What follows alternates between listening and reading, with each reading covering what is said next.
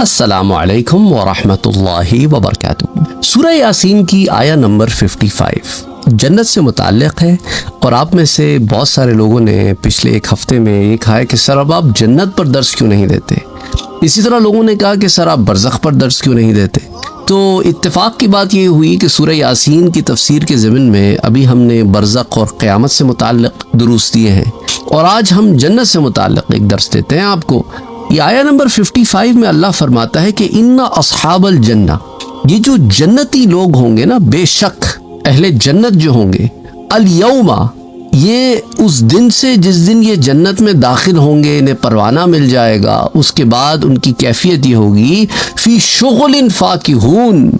اب اس میں جو ورڈ شغل ہے، اس کو اردو والا شغل نہ سمجھنا، بلکہ اس میں مقصد یہ ہے دلچسپ مشغلوں میں خوش و خرم ہوں گے۔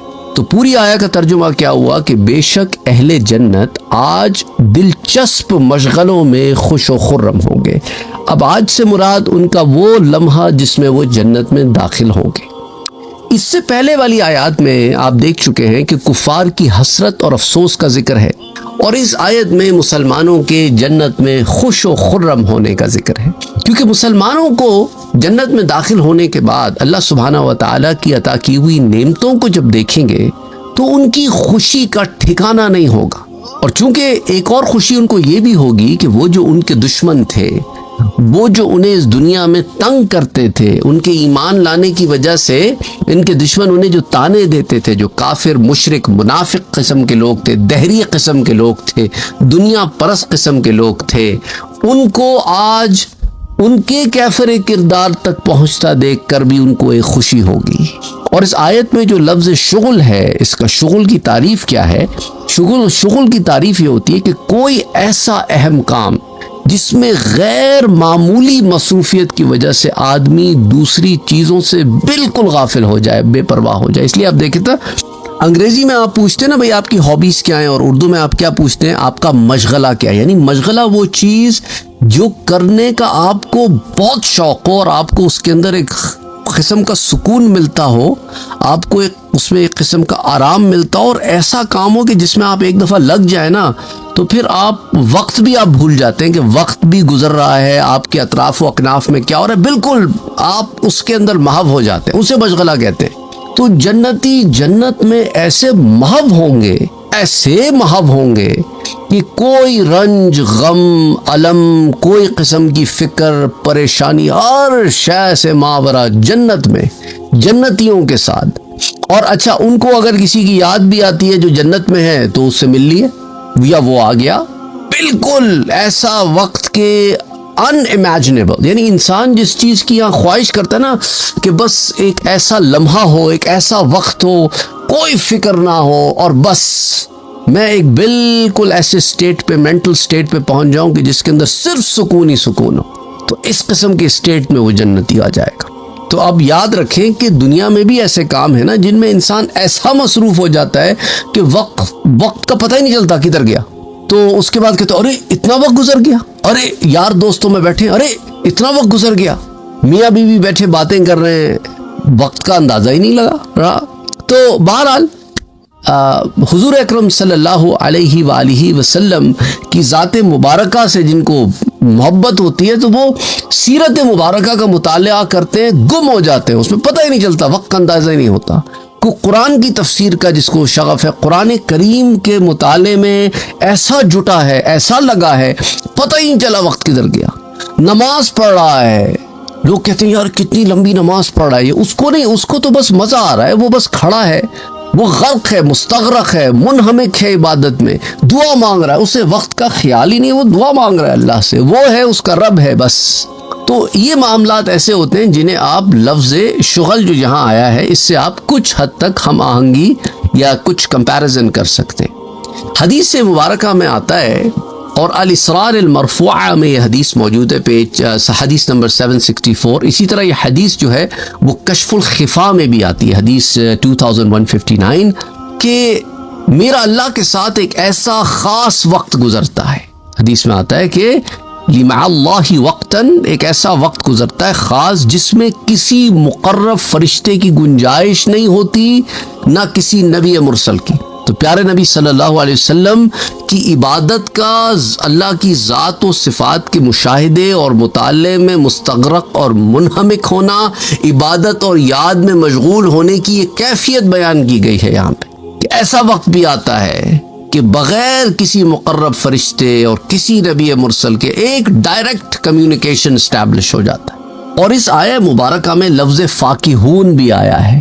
اب فاکہہ عربی میں ویسے تو پھل اور میووں کے لیے استعمال ہوتا ہے۔ فاکہون کا معنی بیان کرتے ہوئے علامہ راغب اصفہانی رحمۃ اللہ علیہ جو متوفی ہیں 502 ہجری کے، یعنی اب سے کوئی 900 سال پہلے آپ کی وفات ہوئی ہے، وہ آپ لکھتے ہیں کہ ہر قسم کے میوے اور پھل کو فاکہہ کہتے ہیں، اور ایک قول یہ ہے کہ انگور اور انار کے علاوہ ہر شے کو فاکہہ کہتے ہیں، کیونکہ قرآن کریم میں آپ کہتے ہیں سورہ الواقعہ میں آتا ہے وَفَاكِهَةٍ مِّمَّا يَتَخَيَّرُونَ، اور جنت میں ایسے میوے ہوں گے جن کو وہ پسند کریں گے۔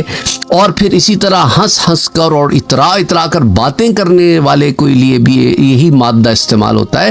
قرآن کریم میں سورہ الواقعہ ہی میں آتا ہے کہ اگر ہم چاہیں تو اس کھیت کو ریزہ ریزہ کر ڈالیں، پھر تم باتیں بناتے ہی رہ جاؤ۔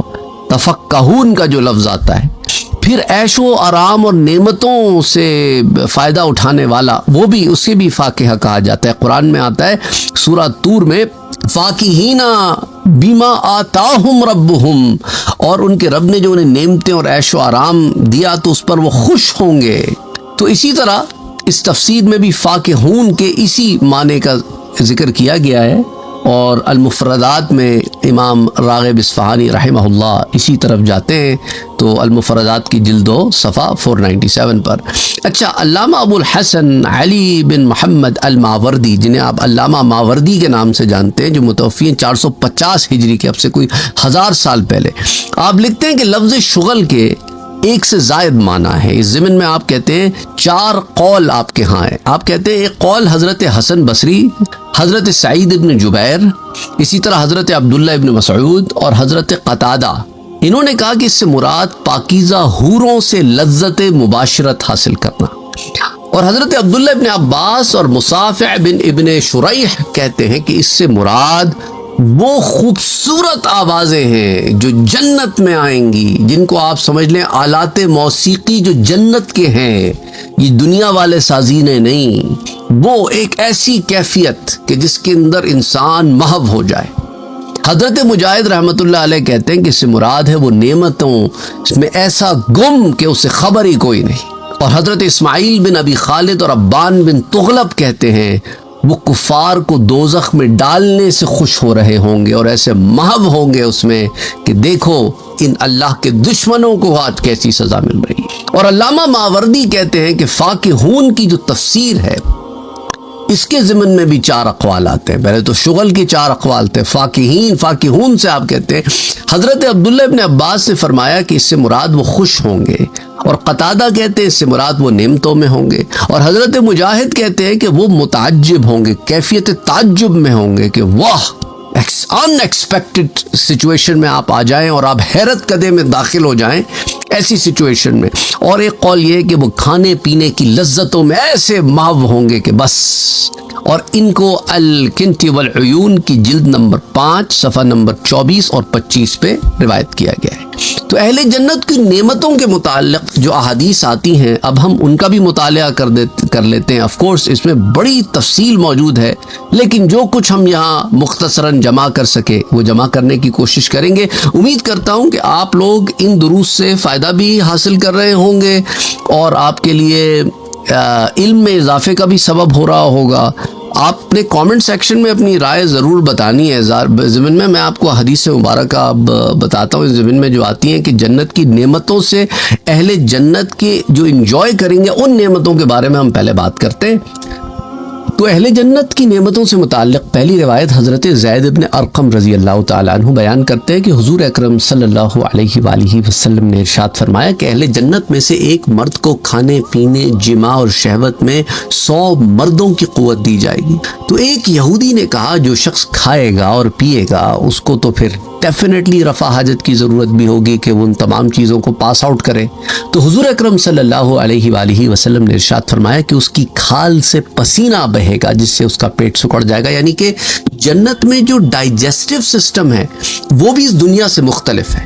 دنیا والا ڈائجسٹو سسٹم نہیں ہے. اگین اب ہم کہیں گے کہ ایسا کیسے ہو سکتا ہے، کیونکہ again you have to remember کہ آپ ایک قسم کے ڈائجسٹو سسٹم سے واقف ہیں جو اس دنیا میں ہمیں دیا گیا، اور صرف ہمیں ہی نہیں، دنیا میں موجود ہر شے کا یہی ڈائجسٹو سسٹم ہے، کیونکہ دنیا میں جو بھی ہے وہ ایک نظام کے تحت چل رہا ہے. لیکن جنت کا نظام مختلف ہے، تو ہر شے اس کے اکارڈنگلی ہے. وہاں ڈائجسٹو سسٹم تھرو سویٹنگ ہے، یہاں ڈائجسٹو سسٹم الگ طریقے کا ہے. وہاں کی غذا بھی مختلف ہے تو ڈائجسٹو سسٹم بھی مختلف ہے، یہاں کی غذا مختلف ہے تو ڈائجسٹو سسٹم بھی مختلف ہے. تو اس لیے ہم اس دنیا کا جو نظام ہے اس کو ہم کوئی یارڈ سٹک بنا کے ہر شے کو اس کے مطابق نہیں ڈھال سکتے. اچھا، اور یہ روایت سنن الدارمی میں بھی آتی ہے، مسند امام احمد میں بھی آتی ہے، مصنف ابن ابی شیبہ میں بھی آتی ہے، امام اس کو سنن الکبریٰ میں بھی اسے روایت کیا گیا ہے، مسند البزار میں کئی دفعہ یہ روایت آئی ہے، اسی طرح امام طبرانی سے معجم الکبیر میں، اسی طرح حلیۃ الاولیاء میں، امام بیہقی سے کتاب البعث والنشور، کئی کتب حدیث میں یہ روایت آتی. اچھا، حضرت ابو ہریرہ رضی اللہ تعالیٰ عنہ روایت کرتے ہیں کہ حضور اکرم صلی اللہ علیہ وآلہ وسلم نے فرمایا کہ اہل جنت جوان ہوں گے، بے ریش ہوں گے، یعنی ان کے جسموں پہ بھی بال نہیں ہوں گے، سر پہ بال ہوں گے، یہ جو آپ کے آئی بروز ہیں یہ ہوں گی، اینڈ that's about it. نہ بغلوں کے بال ہوں گے، نہ شرمگاہوں پہ ہوں گے، نہ جسم کے اور کسی حصے پہ ہوں گے، نہ داڑھی مونچھ ہوگی. اور ان کی آنکھیں جو ہوں گی نا جنتیوں کی، وہ ایسے ہوگی جیسے سرما لگا ہوا ہے، جس کو آپ کہتے ہیں سرمگی آنکھیں، ایسی ہوں گی. اور ان کے کپڑے کبھی پرانے، کبھی گندے، کبھی میلے نہیں ہوں گے، اور ان کی جوانی کبھی فنا نہیں ہوگی. اور یہ روایت بھی سنن الدارمی میں، سنن الترمذی میں، مسند امام احمد میں، مصنف ابن ابی شیبہ میں، البعث والنشور میں، الکامل میں جو ابن عدی کی کتاب ہے، اسی طرح المعجم الکبیر، کئی کتب حدیث میں روایت آتی ہے. ہم پہلے بھی یہ روایت ڈسکس کر چکے ہیں، اس لیے میں مختصراً آپ کو ود ریفرنس بھی مختصراً بتا رہا ہوں. حضرت جابر رضی اللہ تعالیٰ عنہ بیان کرتے ہیں کہ حضور صلی اللہ علیہ وآلہ وسلم نے فرمایا کہ جو جنتی ہیں وہ نہ پیشاب کریں گے، نہ ان کی ناک سے کچھ بہے گا، نہ وہ پاخانہ کریں گے، نہ ان کو ڈکار آئے گی. اور جس طرح ان میں سانس ڈالا جاتا ہے اسی طرح ان کو تسبیح اور حمد کا الہام کیا جائے گا. سبحان اللہ، سبحان اللہ. اور یہ روایت تو صحیح مسلم میں آتی ہے، مسند امام احمد میں، سنن الدارمی میں، مسند ابو یعلا میں، صحیح ابن حبان میں، شرح السنہ میں، البعث والنشور میں. اسی طرح حضرت ابو ہریرہ رضی اللہ تعالیٰ عنہ بیان کرتے ہیں کہ حضور صلی اللہ علیہ وآلہ وسلم نے فرمایا کہ اللہ تعالیٰ ارشاد فرماتا ہے، حدیث قدسی ہے، کہ میں نے اپنے نیک بندوں کے لیے وہ نعمتیں تیار کی ہیں جن کو کسی آنکھ نے نہیں دیکھا، کسی کان نے نہیں سنا، کسی بشر کے دل میں ان کا خیال تک نہ آیا. اور اگر تم چاہو تو قرآن کی آیہ مبارکہ پڑھ لو کہ فَلَا تَعْلَمُ نَفْسٌ مَّا أُخْفِيَ لَهُم مِّن قُرَّةِ أَعْيُنٍ جزاء بما كانوا يعملون. سو کوئی شخص نہیں جانتا کہ ہم نے ان کی آنکھوں کی ٹھنڈک کے لیے کیا نعمتیں چھپا رکھی ہیں جو ان کے نیک اعمال کی جزائے. اور یہ بخاری اور مسلم کی متفق علیہ روایت ہے، اور سنن الدارمی میں بھی آتی ہے. اسی طرح مسند البزار میں ایک روایت آتی ہے جو المعجم الصغیر اور کنز العمال میں بھی آتی ہے. حضرت ابو سعید الخدری رضی اللہ تعالیٰ عنہ روایت کرتے ہیں کہ حضور اکرم صلی اللہ علیہ وآلہ وسلم نے فرمایا کہ بے شک ایک جنتی شخص 70 کنواری حوروں سے ایک دن میں لذت مباشرت حاصل کرے گا، اور اللہ سبحانہ و تعالی ہر مباشرت کے بعد ان حوروں کو دوبارہ کنواری کر دے گا کہ جیسا کبھی ان سے مباشرت ہوئی نہیں. سبحان اللہ. حضرت عبداللہ ابن عباس روایت کرتے ہیں کہ میں نے عرض کیا یا رسول اللہ صلی اللہ علیہ وسلم، جس طرح ہم اپنی ازواج کے ساتھ دنیا میں مباشرت کرتے ہیں، آیا ہم جنت میں بھی اپنی بیویوں کے ساتھ اسی طرح مباشرت کریں گے؟ حضور نے فرمایا اس ذات کی قسم جس کے قبضہ قدرت میں محمد مصطفیٰ کی جان ہے صلی اللہ علیہ وآلہ وسلم، کہ ایک شخص ایک دن میں 100 کنواری حوروں کے ساتھ جمع کرے گا. یعنی یہاں پہ حضور نے فرمایا کہ اپنی ازواج اور حوروں ان سب کے ساتھ مباشرت کا معاملہ ہوگا جنت میں بھی. لیکن جنت میں یہ معاملہ نہیں ہوگا جو یہاں ہے کہ جسم سے وہ نکل رہا ہے کہ جس کے بعد گندگی غلاظت ہو جاتی ہے اور پھر نہانا واجب ہو جاتا ہے. جنت کے اصول مختلف ہی ہیں، معاملے مختلف ہی ہیں. اچھا، مسند ابو یعلا کی روایت مجموع الزوائد میں بھی آتی ہے. حضرت ابو امامہ والی روایت بھی آپ سے شیئر کرتا چلوں. حضور صلی اللہ علیہ وسلم سے سوال کیا گیا کہ آیا اہل جنت مباشرت کریں گے؟ آپ نے فرمایا ہاں، لیکن وہ بغیر شہوت میں کمی یا ڈھیلے پن کے یہ عمل کریں گے. یعنی ایک روایت میں ہے اور بغیر انزال کے، یعنی انہیں انزال نہیں ہوگا، اس کے بعد ان کی شہوت میں کمی نہیں آئے گی، انہیں ڈھیلا پن نہیں ہوگا، لیکن لذت ایسی محسوس ہوگی کہ دنیا میں آپ اندازہ بھی نہیں کر سکتے. المعجم الکبیر میں یہ روایت کئی دفعہ آئی اور جہاں تک جنت میں حوروں اور نیک خواتین کی صفات کا تعلق ہے تو وہ روایات بھی میں آپ سے بیان کرتا چلوں۔ حضرت سعید بن عامر بن خدیم رضی اللہ تعالیٰ عنہ بیان کرتے ہیں کہ پیارے نبی صلی اللہ علیہ وآلہ وسلم نے فرمایا کہ اگر جنت کی حوروں میں سے کوئی حور زمین والوں کی طرف جھانک کر دیکھے تو تمام روئے زمین مشک کی خوشبو سے بھر جائے اور سورج اور چاند کی روشنی ماند پڑ جائے۔ اور یہ صرف حوروں کا حال نہیں، ہر جنتی عورت کا یہ حسن ہوگا۔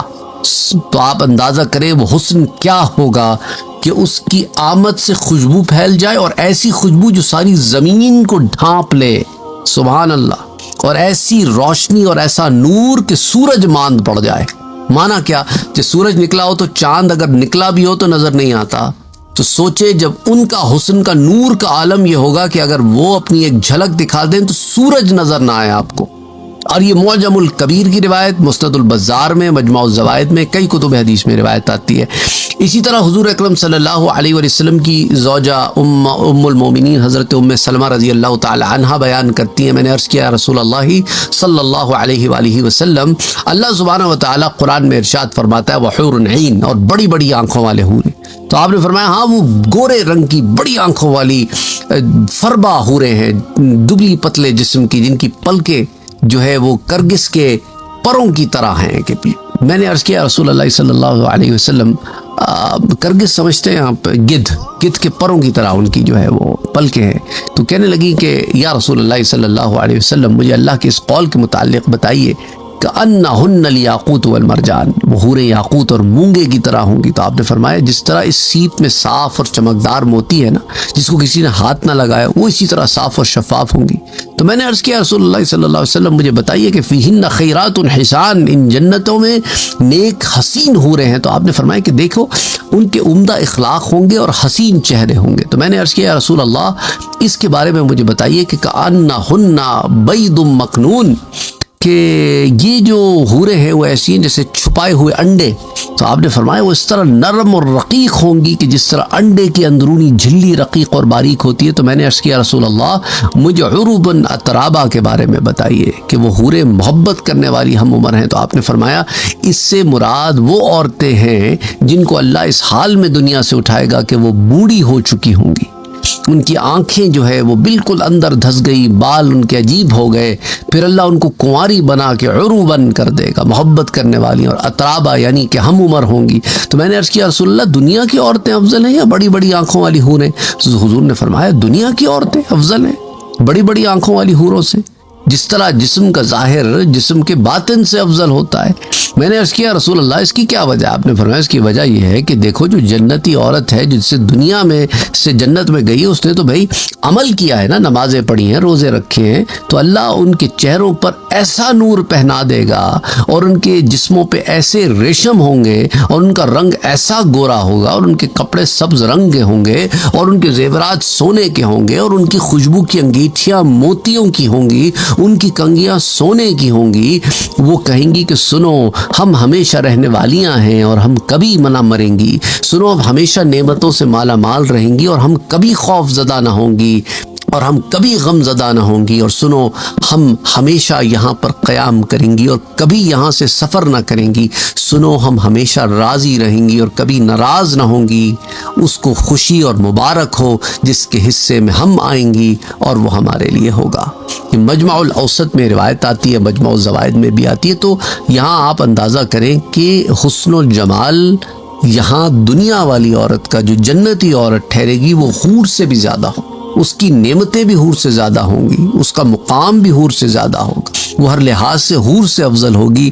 تو حور کے حسن کا یہ عالم ہے، تو جنتی عورت کے حسن کا کیا عالم ہوگا؟ اور جنت میں اللہ کے دیدار اور اس کی رضا کے متعلق بھی جو روایات آتی ہیں ان میں سے بھی میں چند ایک آپ سے ذکر کرتا چلوں۔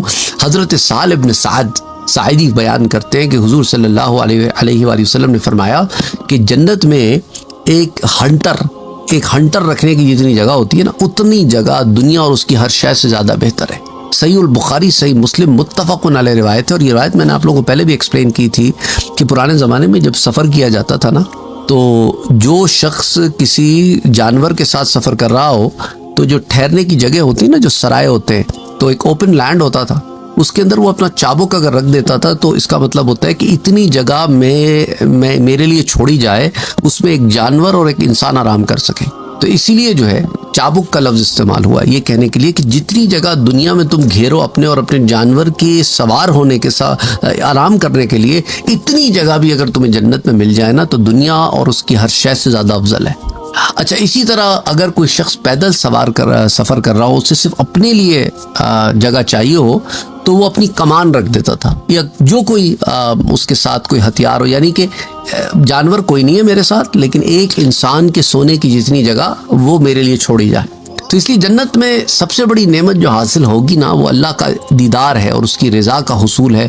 جیسا کہ حضرت صہیب رضی اللہ تعالیٰ عنہ بیان کرتے ہیں کہ حضور صلی اللہ علیہ وآلہ وسلم نے جب اس آیہ مبارکہ کی تفسیر فرمائی نا کہ للذین احسنوا الحسنى وزیادۃ، کہ جن لوگوں نے نیک کام کے لیے کیے اور ان کے لیے نیک انجام اور زیادہ انعام ہے، تو اس میں آپ نے فرمایا کہ جب اہل جنت میں داخل ہو جائیں گے تو ایک منادی ندا کرے گا کہ بے شک اللہ کے پاس تمہارے لیے ایک وعدہ ہے. وہ کہیں گے کہ ہمارا چہرہ تو اللہ نے دیکھو کیسے نورانی کر دیا، جہنم سے بچا لیا، جنت میں داخل کر دیا، اور ہمیں کیا چاہیے. پھر ان کے لیے اور ان کے رب کے درمیان حجاب کھول دیا جائے گا. اور آپ نے فرمایا پس اللہ کی قسم اللہ نے اپنے دیدار سے زیادہ محبوب ان کو کوئی چیز عطا نہیں فرمائی. یعنی سب سے بڑی جنت کی نعمت رب کا دیدار ہوگا. اور یہ روایت سنن الترمذی میں بھی آتی ہے، مسند امام احمد میں، سنن ابن ماجہ میں، سنن الکبریٰ میں جو امام نسائی کی ہے، پھر صحیح ابن حبان، المعجم الکبیر، البعث والنشور جو امام بیہقی کی ہے، اور کتاب الاسماء والصفات شرح السنہ، کئی کتب حدیث میں آتی ہے. اور اگین جنت میں بڑی تفصیل سے ہم 1000 سے زائد دروس جنت کی سیریز پہ ہم بنا چکے ہیں، اس لیے میں ایک چیز یہاں پہ اس طرح کھول کے نہیں دوبارہ بیان کر رہا. جیسا کہ ہم نے اس سیریز میں دیکھا تھا کہ آپ کو سیپریٹ میں نے ایک پوری پلے لسٹ لی ہے جنتی عورت کی، اسی طرح جنت کی ایک سیپریٹ پلے لسٹ ہے، پھر حور کی ایک سیپریٹ پلے لسٹ ہے. میرے خیال سے 1500 تو دروس ہوں گے ان تینوں پلے لسٹس میں. حضرت عبداللہ ابن عمر والی روایت بھی بیان کرتا چلوں کہ حضور صلی اللہ علیہ وآلہ وسلم نے فرمایا کہ اہل جنت میں سے ادنا درجہ، جنتی تو کوئی ادنا نہیں ہے، درجے ادنا ہے، جنتی تو سارے اعلیٰ درجے کے ہیں، تو جنت میں سے ادنا درجہ اس شخص کا ہے جو 1000 سال کے مسافت سے اپنے باغات کی طرف دیکھ رہا ہوگا، اور اپنی بیویوں کی طرف، اور اپنی نعمت کی طرف، نعمتوں کی طرف، اپنی خادموں کی طرف، اپنی آرام گاہ کی طرف. اور اہل جنت میں سے جو اللہ کے نزدیک مکرم ہوگا وہ ہر صبح اور شام کو اللہ کی طرف دیکھے گا، اللہ اس کو اپنے دیدار سے نوازے گا ہر صبح شام، جو مکرم لوگ ہوں گے. پھر حضور صلی اللہ علیہ وآلہ وسلم نے قرآن کریم کی آیہ مبارکہ جو سورہ القیامہ والی ہے وہ پڑھی، وجوہ یومئذ ناظرہ وإلی ربہا ناظرہ. اس دن بہت سے چہرے تر و تازہ ہوں گے، وجوہ یومئذ ناظرہ، بہت سے چہرے تر و تازہ ہوں گے، الی ربہا ناظرہ، وہ اپنے رب کی طرف دیکھ رہے ہوں گے. یہ سنن الترمذی میں بھی آتی ہے روایت، مسند امام احمد میں بھی، مسند ابو یعلا میں بھی، المستدرک میں جو امام حاکم کی ہے، اسی طرح حلیۃ الاولیاء، البعث والنشور، شرح السنہ، کئی کتب حدیث میں روایت آتی ہے. حضرت جریر بیان کرتے ہیں ایک رات ہم حضور صلی اللہ علیہ وآلہ وسلم کے پاس بیٹھے ہوئے تھے کہ آپ نے 14ویں رات کے چاند کی طرف جو ہے دیکھا. پھر آپ نے فرمایا کہ بے شک تم اپنے رب کو عن قریب اس طرح دیکھو گے جس طرح تم اس چاند کو دیکھ رہے ہو. دنیا میں تو ممکنات میں سے نہیں ہے نا، دنیا میں تو حضرت موسیٰ علیہ السلام نے کہا کہ باری تعالیٰ تجھے دیکھنا چاہتا ہوں، تو رب نے کہا کہ تو نہیں دیکھ سکتا. لیکن جنت کا معاملہ جدا گانا ہے. تو فرمایا جس طرح تم چاند کو دیکھتے ہو ایسے اپنے رب کو دیکھو گے، تم کو اس کو دیکھنے میں کوئی تنگی نہیں ہوگی. اگر تم طلوع آفتاب اور غروب آفتاب سے پہلے نماز پڑھنے کی طاقت رکھو تو ضرور ان نمازوں کو پڑھو. پھر حضور نے قرآن کریم کی آیہ مبارکہ تلاوت فرمائی سورہ قاف کی، وَسَبِّحْ بِحَمْدِ رَبِّكَ قَبْلَ طُلُوعِ الشَّمْسِ وَقَبْلَ الْغُرُوبِ، طلوع آفتاب اور غروب آفتاب سے پہلے اپنے رب کے حمد کے ساتھ تسبیح کرو. اور یہ متفقن علیہ روایت بخاری اور مسلم کی ہے، سنن ابی داؤد میں آتی ہے، سنن ترمذی میں آتی ہے، سنن ابی داؤد میں آتی ہے، سنن ابن ماجہ میں آتی ہے. تو 5 سیاہ ستہ کی 5 کتابوں میں یہ روایت آتی ہے، سنن ابن ماجہ میں، سنن ترمذی میں، سنن ابی داؤد میں، صحیح مسلم میں، صحیح بخاری میں.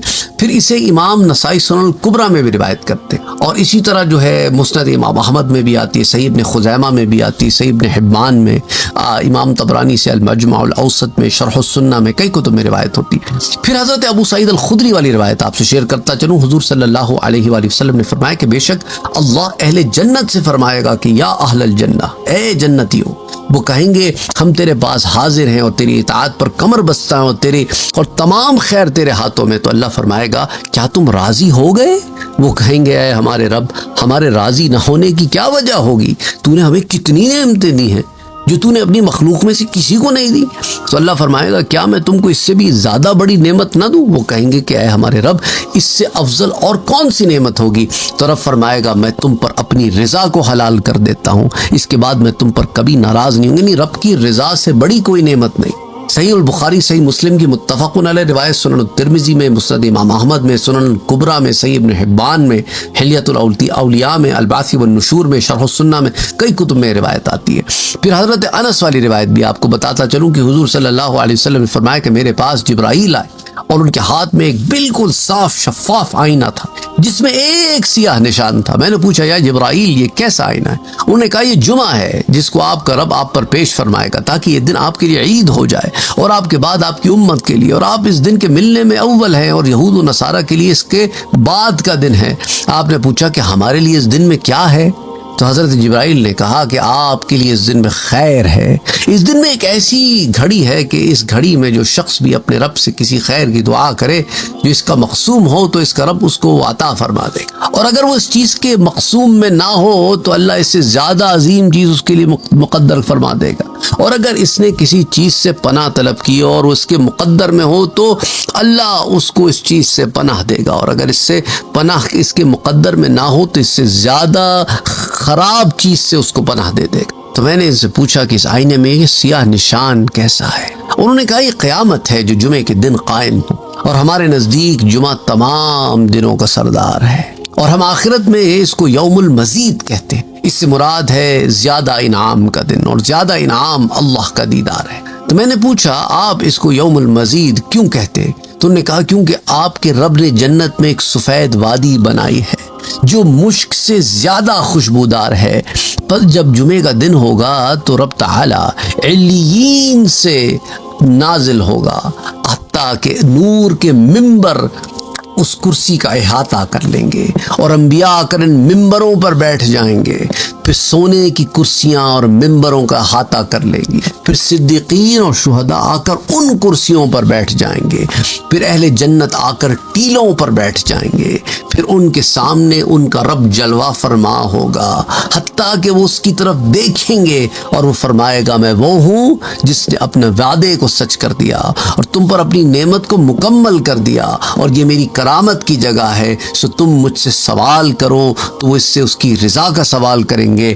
پھر رب تعالیٰ فرمائے گا میں نے تم پر اپنی رضا کو حلال کر دیا اور میری کرامت تمہارے ہی لیے ہے، سو تم مجھ سے سوال کرو. پھر وہ اس سے سوال کرتے رہیں گے حتیٰ کہ ان کے سوال کرنے کی رغبت ختم ہو جائے گی.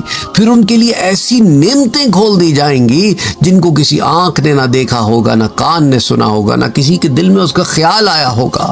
یہ مجلس اتنی دیر رہے گی جتنی دیر میں لوگ نماز جمعہ سے فارغ ہوتے ہیں. پھر رب تعالی اپنے مقام کے مطابق بلند اور اس کے ساتھ شہداء اور صدیقین وہ بلندی پہ آئیں اور بالا خانے والے اپنے بالا خانوں میں چلے جائیں. اور جنت میں ایک سفید موتی ہے جس میں کوئی شگاف نہیں، یہ سبز زمرد ہے، اس میں بالا خانے اور ان کے دروازے ہوں گے، اس میں دریا ہوں گے، اس میں لٹکے ہوئے پھل ہوں گے، اس میں ان کی بیویاں اور خادم ہوں گے. تاہم جمعے کے دن سے زیادہ ان کو کسی چیز کی حاجت نہ ہوگی. They will be looking forward to the Fridays. اور اس دن ان کو اس سے زیادہ کبھی کرامت حاصل نہ ہوگی، اور اس دن وہ اپنے رب کی طرف دیکھیں گے، اور اسی لیے اس کو یوم المزید کہا جاتا ہے. اور یہ روایت مستد البزار میں بھی آتی ہے، معجم الاوسط میں بھی، مستد ابو یعلا میں بھی، اسی طرح المطالب العالیہ میں بھی یہ روایت آتی ہے. اور حافظ الہیثمی کہتے ہیں کہ امام ابو یعلا اور امام طبرانی نے اس سند صحیح کے ساتھ اسے روایت کیا، اور امام بزار کی سند میں گو کہ اختلاف ہے سند میں، لیکن مجمع الزوائد میں یہ روایت آتی. اچھا، حضرت جابر رضی اللہ تعالیٰ عنہ بیان کرتے ہیں کہ جب جنت والے جنت میں داخل ہو جائیں گے تو اللہ عز و جل ارشاد فرمائے گا کہ اے میرے بندوں کیا تم مجھ سے کسی چیز کا سوال کرو گے تاکہ میں تم کو وہ چیز دوں؟ وہ کہیں گے کہ اے ہمارے رب، تو نے ہم کو جو چیزیں عطا فرمائی ہیں ان میں سے کس چیز میں زیادہ خیر ہے؟ تو اللہ فرمائے گا میری رضا بہت بڑی چیز ہے، اور اسے المعجم الاوسط میں امام طبرانی روایت کرتے ہیں، گو کہ اس کی سند میں ایک راوی متروک ہے، اور اسے مجمع الزوائد میں بھی امام حیثمی لاتے ہیں، حدیث 18773۔ تو انشاءاللہ زندگی باقی تو بات باقی۔ تو آج ہم نے تھوڑا سا جلدی بعض روایات کو گو تھرو کیا ہے، اتنی تفصیل میں ہم نہیں گئے جتنی تفصیل میں ہم جنت کی سیریز میں جاتے ہیں، اگین کیونکہ ہم ان روایات کو آئی بلیو پہلے بڑی تفصیل سے ذکر کر چکے ہیں، اور چونکہ ہم تفسیر کے اوپر کانسنٹریٹ کر رہے ہیں، تو اگر ہم اس تفصیل میں ان باریکیوں میں پھر ایک دفعہ اترتے تو پھر شاید کئی گھنٹوں تک ہم پھر اسی ایک آیت کی تفسیر بیان کرتے رہتے۔ تو اگر آپ کو مزید تفصیلات بڑی تفصیل کے ساتھ چاہیے تو پھر آپ جنت کی سیریز وہاں جا کر دیکھ سکتے ہیں۔ بہرحال انشاءاللہ تعالی اللہ نے چاہا تو اگلے درس سے پھر ہم سورہ یاسین کی آیا 58 پر بات کرنا شروع کریں گے، اور 57 کے کچھ ریفرنسز بھی دیتے رہیں گے۔ بہرحال السلام علیکم ورحمۃ اللہ وبرکاتہ۔